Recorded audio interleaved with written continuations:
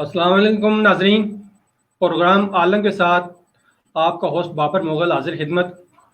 इस वक्त चूँकि पूरी दुनिया में कोरोना वायरस के हवाले से लॉकडाउन चल रहा है, तो पाकिस्तान में भी इस सिलसिले में जो कोरोना वायरस वायरस से पैदा शुदा जो सूरत हाल है वो भी इंतहाई गंभीर है।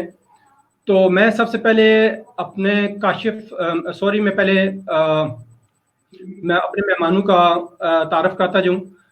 हमारे साथ मेहमान ख़ुसूसी जो हैं इस वक्त वर्ल्ड से मुनीस यासीन मुग़ल साहब, और इस्लामाबाद से मजहबी और समाजी शख्सियत जनाब काशिफ अजीज़ साहब शामिल हैं।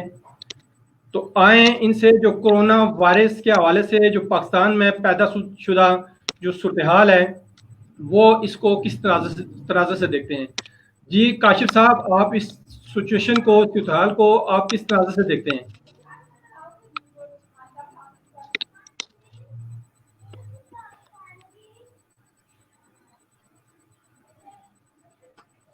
काशिफ साहब, आपको आवाज आ रही है मेरी?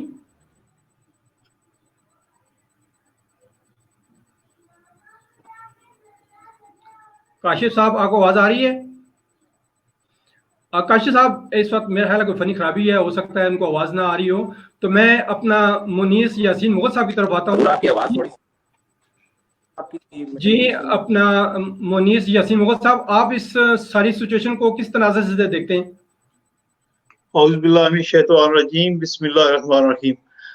बाबर भाई, ये जो आजकल सिलसिला चल रहा है इसके लॉकडाउन का कोरोना वायरस के हवाले से, मैं समझता हूँ कि ये हुकूमती बड़ा आला इकदाम है।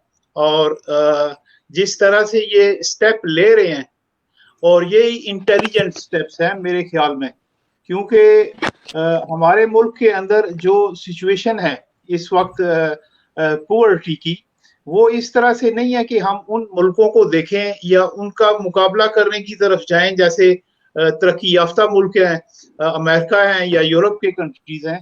तो हमें अपनी जो है वो पाथ को देख के अपनी चाल बनानी होगी। हमें जो है वो अपने भाई आवाज नहीं आ रही।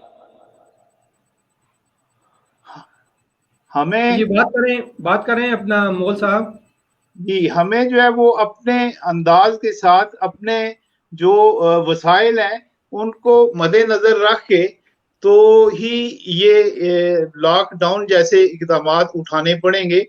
हमें दूसरों को देख के या जिस तरह से कुछ लोग हमारे कम्युनिटी में एकदम से कह रहे हैं जी कि ये हो जाना चाहिए, ऐसे हो जाना चाहिए, बंद हो जाना चाहिए, सारा रिस्ट्रिक्टली बिल्कुल बंद हो, ब्लॉक हो, तो ये सिचुएशन हमें और गंभीर हालात की तरफ ले जा सकती है। जो कोरोना का मसला है वो तो अपनी जगह है, लेकिन लोगों के वसाइल हालात जो हैं उनको भी मद्देनजर रखना पड़ेगा हुकूमत को साथ साथ।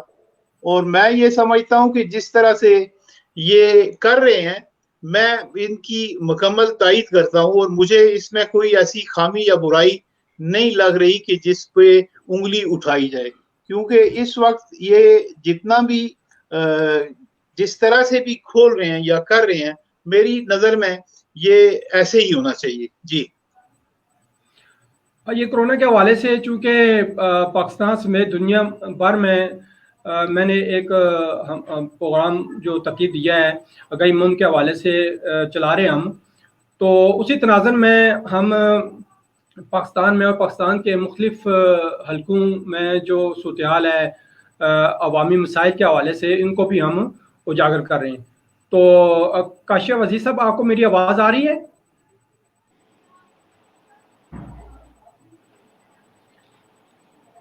काशिफ अजीब साहब, आपको मेरी आवाज आ रही है? काशिफ साहब, आपको मेरी आवाज आ रही है?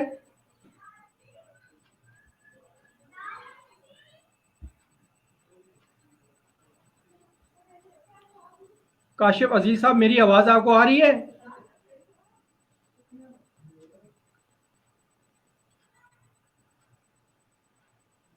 जी, मेरा ख्याल है कोई फनी खराबी है।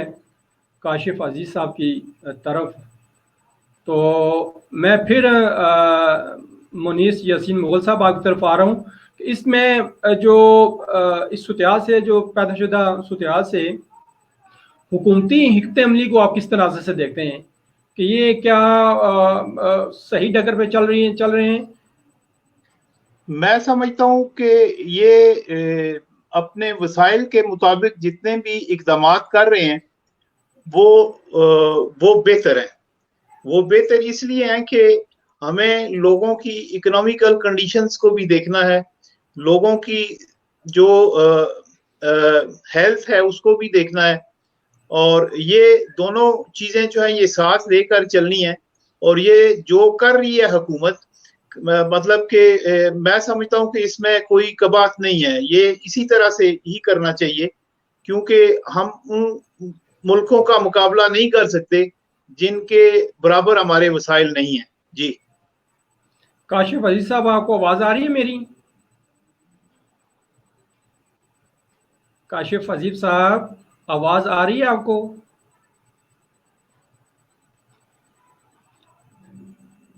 जी, मेरा ख्याल है फनी खराबी के पास अब बात नहीं हो पा रही। मुगल साहब, आप ये फरमाएं कि अवामी सतह पे ज़रा आप एक कारोबारी हल्के से ताल्लुक़ रखते हैं, तो अवाम के साथ साथ जो कारोबारी हल्कों की सूरत इस वक्त क्या है, वो इनको किन मिसाइल का सामना करना पड़ रहा है, क्या कहते हैं आप? सर, मैं ये समझता हूँ कि मसाइल जो हैं वो इस लॉकडाउन से यकीनन सब के लिए हैं, लेकिन इसका तदारुक ये नहीं है कि हम भाग के सारा कुछ इसकी खिलाफ वर्जी करने पे आ जाएं, क्योंकि जो कारोबार है सबको ही तकलीफ है इस वक्त, लेकिन उसका मतलब ये नहीं कि हम जो है वो एक हर तरफ से ओपनिंग करके तो इस चीज को और ज्यादा खतरे में डाल दें, क्योंकि कोरोना जो है इसका एक ही जो तौर तरीका है इससे बचने का, वो है सोशल डिस्टेंसिंग। तो अगर आप कारोबार शुरू कर देते हैं तो आपका कारोबार जो है वो किस नोयत का है, ये देखने वाली बात है कि वहां पे जमघटा कितना हो सकता है, लोग कितने जमा हो सकते हैं, और उसका जो प्रेशर है अवामी वो कितना आ सकता है एकदम एक जगह पर। तो उसको रिलीज करने के लिए हुकूमत ने ये किया कि कारोबारी तबके को यही कहा कि उसको पार्शली जो है वो खोलें। और मैं भी ये समझता हूँ कि हुकूमत को ये भी करना चाहिए कि शायद अपनी कुछ कारोबार की कैटेगरीज जो हैं उनको मुख्तलिफ अलग अलग करके एक दूसरे से तो उनके दिन मुकर्रर कर दें। फर्ज करें कि अगर एक दिन कोई फूड शॉप्स खुलती हैं तो वो एक दिन फूड शॉप भी खोलें, फिर उससे अगले दिन कोई अगर प्लम्बिंग शॉप्स खुलती हैं तो वो प्लम्बर की शॉप्स ही खोलें, ताकि और लोगों को ये कंफर्म पता हो कि आज ये दुकान खुलेंगी, आज इस तरह की दुकानें खुलेंगी, आज इस तरह की, तो उसी तरह के लोग बाहर निकलें। तो उससे मेरे ख्याल में वक्फे के साथ, दिनों के साथ कारोबार भी पूरा हो सकेगा और लोग जो है उसमें जमघटा या एक वो गैदरिंग भी ज्यादा नहीं होगी। जी अच्छा मुगल साहब, कोरोना वायरस और आलमी लॉकडाउन के बाद पाकिस्तान को आप मुआशी एतबार से आप कहाँ खड़ा देखते हैं? पाकिस्तान जो है वो देखें, इसमें जो है वो माशी लिहाज से तो सारी दुनिया पे यकीनन फर्क पड़ा है इससे, क्योंकि कारोबार जो है वो सारे उनका जो दर्जा है वो नीचे आ चुका है, और अब उनमें वो सलाहियत नहीं है किसी भी कारोबार में जो पहले थी। लेकिन आवाम को जो है वो अब उससे ये है कि जो पहली कंडीशंस थी उसमें एक वो जो अमीर तबका था हमारे मुल्क का वो फायदा उठा रहा था। तो अब मेरे ख्याल में इसके बाद जो है हमारा जो गरीब तबका है उसको भी सहूलत मैसर आएगी, चूंकि इस माशी हालात की वजह से चीजों की कीमतें जो है वो काफी हद तक नीचे आ जाएंगी। तो कमजोर आदमी या गरीब आदमी जो है वो पहले तो बड़ी मुश्किल में था कि ज्यादा पैसे कमा कर भी उसके पास कुछ नहीं बचता था, लेकिन अब मैं समझता हूं कि वो अपनी दिहाड़ी में, जो कि एक स्टैंडर्ड रेट है इनका, उसमें वो दिहाड़ी लगाकर अपना बाइज्जत वक्त गुजार सकेंगे इसके बाद इंशाल्लाह। जी जी काशिफ साहब, आपको आवाज आ रही है? काशिफ साहब?